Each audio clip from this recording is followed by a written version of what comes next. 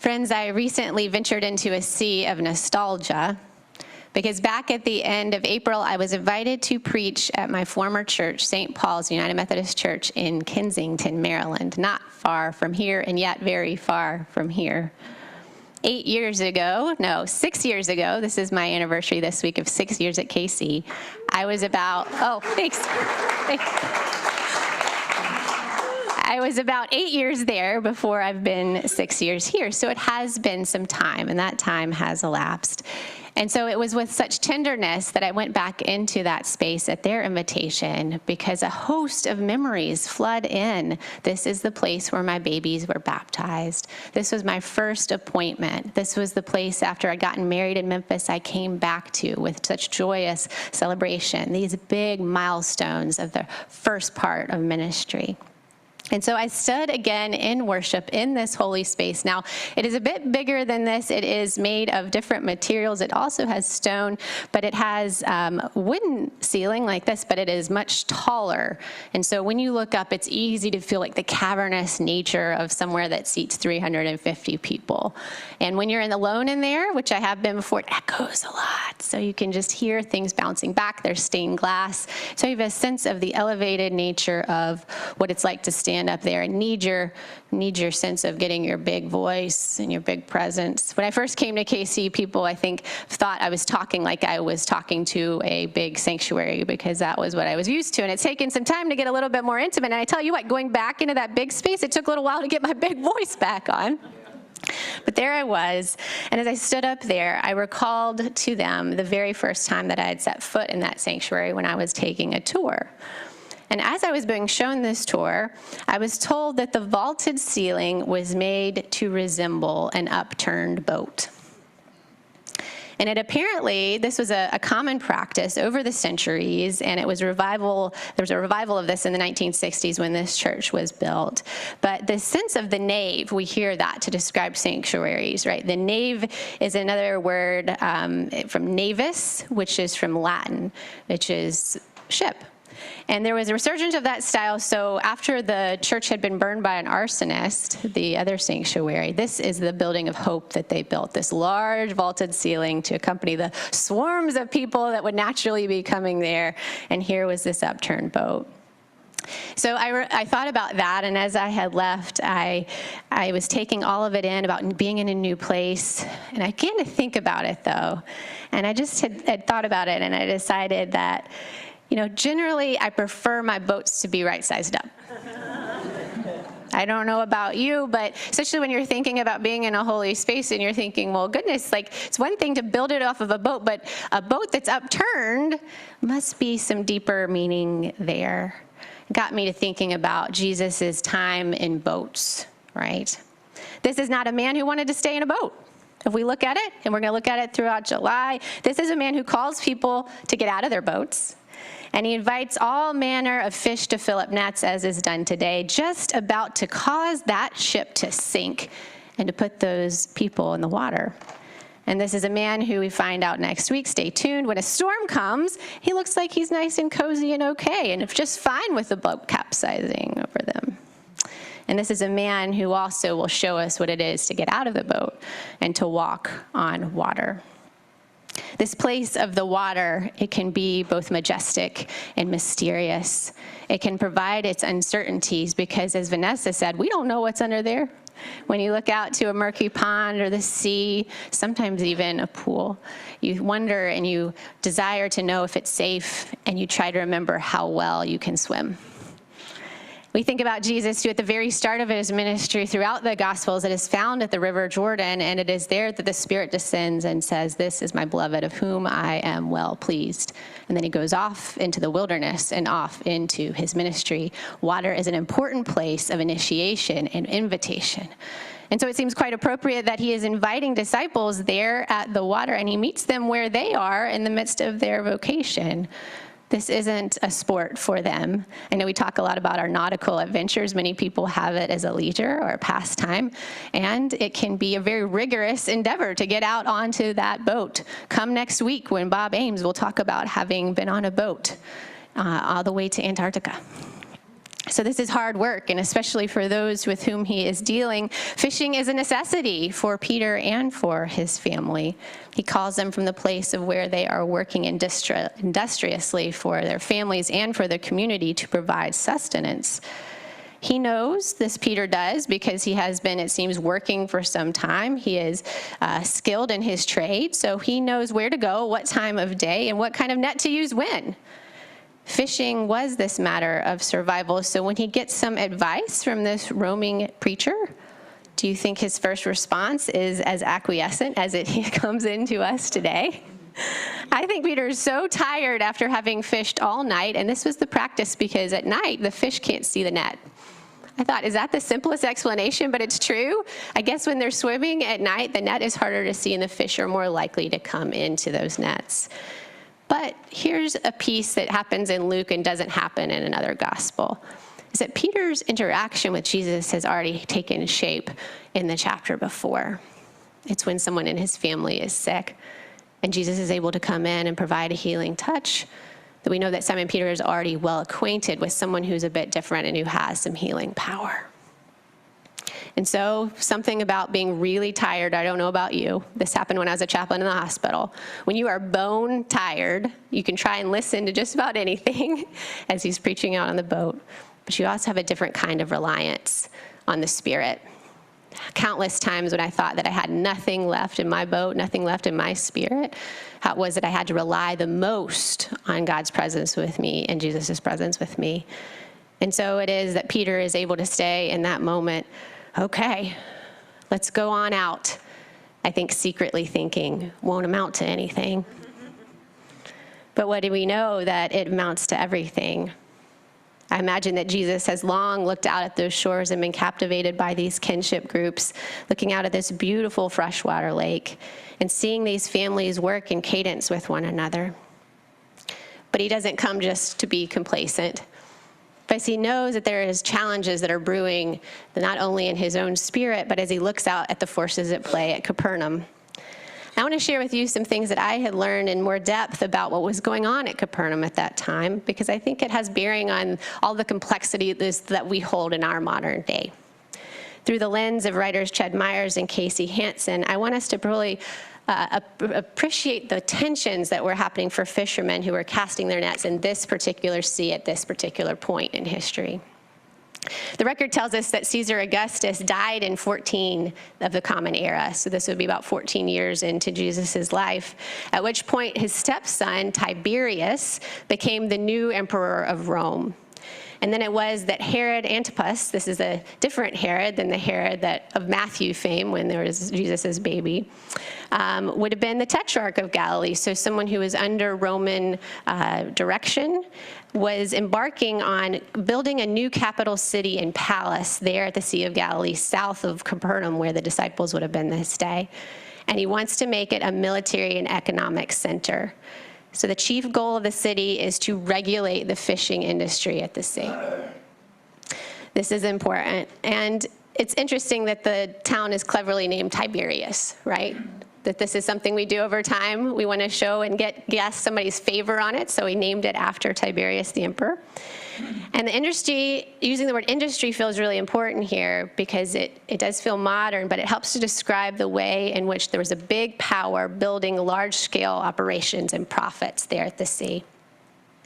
The industry at fishing was being reconfigured at this time, so no longer were the majority of fish staying local. Most fish caught were salted, are made into sauce, and shipped to different areas in the empire. It seems that all fishing was bound by Roman regulation, and this benefited wealthy people, whether it was Romans, Greeks, or Jews that were connected to the government. So regulation included controlling the fishing leases, and without a license, you could not fish. Such leases were provided to kinship cooperatives. That's why you see the Zebedee family working with Peter and Andrew. And you had to have a lease as well as pay your taxes in order to get your fish sold. Now, while such Roman industry led to the building of infrastructure, harbors, processing facilities, I hadn't thought about early Roman factories, but also the building of Romes in order to get these salted fish everywhere, they enriched those connected with the Jews in power, with Herod and the empire. And those who bore the brunt of that progress were the fishing families that had sustained villages. Fishermen were on the low rung of the economic ladder, and the wealthy looked down on them, even though they relied upon them. Now, I want to take just a moment because I don't think that this phenomena is gone. I think if we look at the industry of our country and the ways in which big business continues to come about, it is often the laborers who are working so hard who are paid the very least. And I still never understand this. The ones who are out there in those hot days that we're having, especially with global warming, as migrant farmers picking grapes are doing the fishing kinds of things that happen on the sea, so often are paid so very little, and yet so much we depend upon them for the sustenance and food that we enjoy. Given this backdrop that we've described, we might gain a greater appreciation for going out in the deep water and for this abundance that fills the fishermen's nets, especially after having caught nothing at night. It seems that Jesus is casting a vision for a life not dependent on the oppressive web of Roman policy. And this location of Capernaum is just up from the new imperial city, Tiberias, and seems a strategic place for a counter message. Fishermen demeaned and squeezed by the economics would likely have been attracted to this alternate vision of something to counter their daily struggles on the sea. Ched Myers goes on to liken Jesus' choice of location to something like Gandhi's Salt March, or the movement of Martin Luther King with sanitation strike workers in 1968 Memphis. We know that he went there, the place that he was assassinated in my hometown, while he was a part of a larger movement called the Poor People's Campaign. And he was going to then be going to Washington, D.C., trying to bring together those who are working in low-wage jobs and are having a difficult time making a living. And so what does Jesus instruct these strained workers to do? Jesus, who had said, "Put out into the deep water and let down your nets for a catch." We ask this big question because he seems to be putting it right out there in front of us. Who has control over these waters? Who has control over the waters? Who does land belong to? Who does sea belong to? Jesus seems to be asking this deep question. Do not be afraid, for you will be catching people. Important note here is that this sounds weird to our ears. You're going to go catch some people, catch them up in the net. And I just want to make it slightly weirder for you. The Greek translates to something more like catching alive.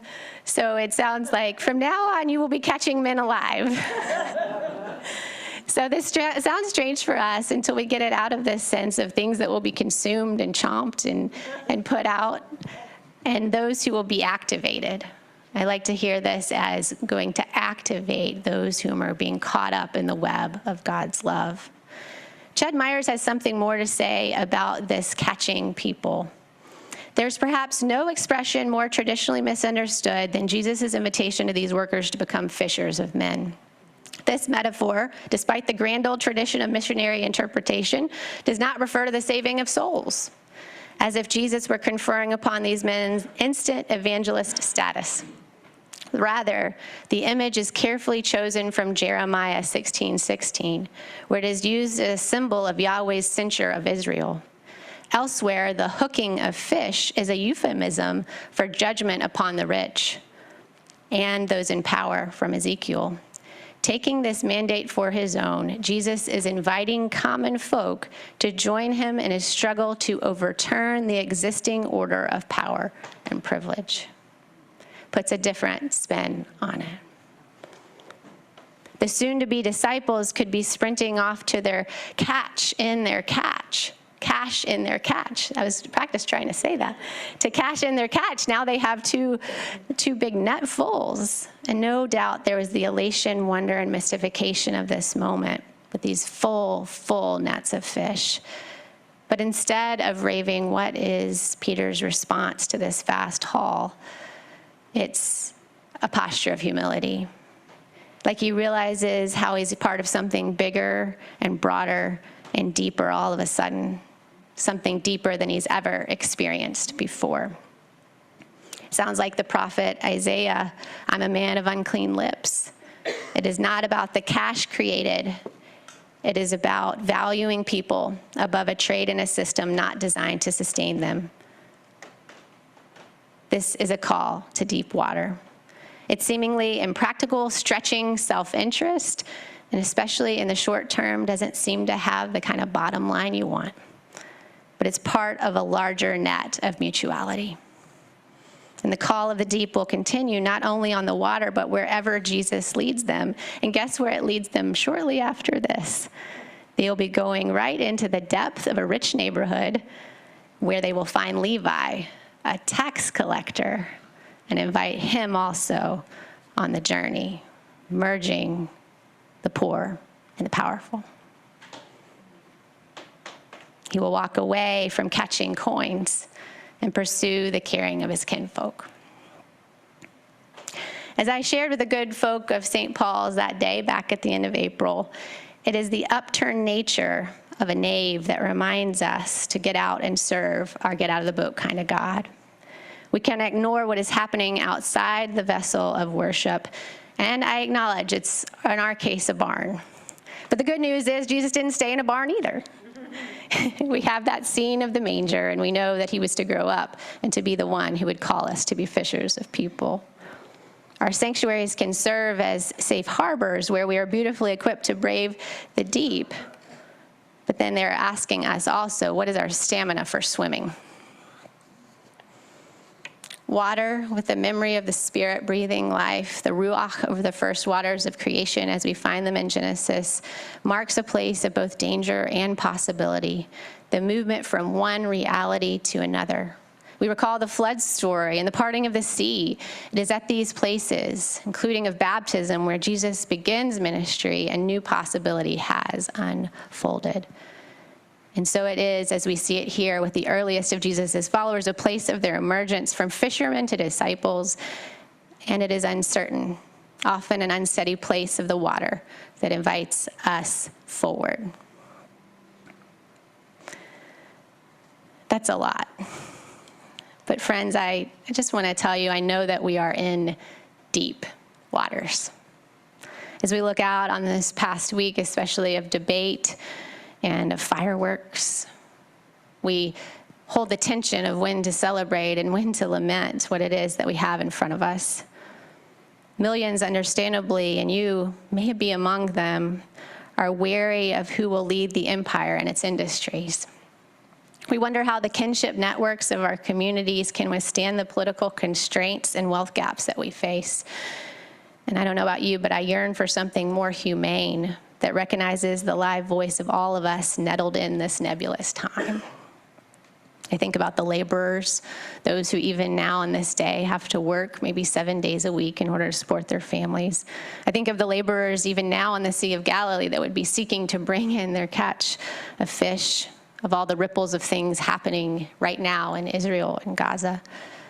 And I think about, especially looking out over the last weeks, and maybe it's because the AC is also out at my house, but I've been a little tired and a little wondering about purpose and energy and what's going to spur us forward. It might be difficult to get the energy that you muster, especially in the heat of July. But I looking back, thinking about not only those who fortified me on the journey, the people at St. Paul's and before, and thinking about you now.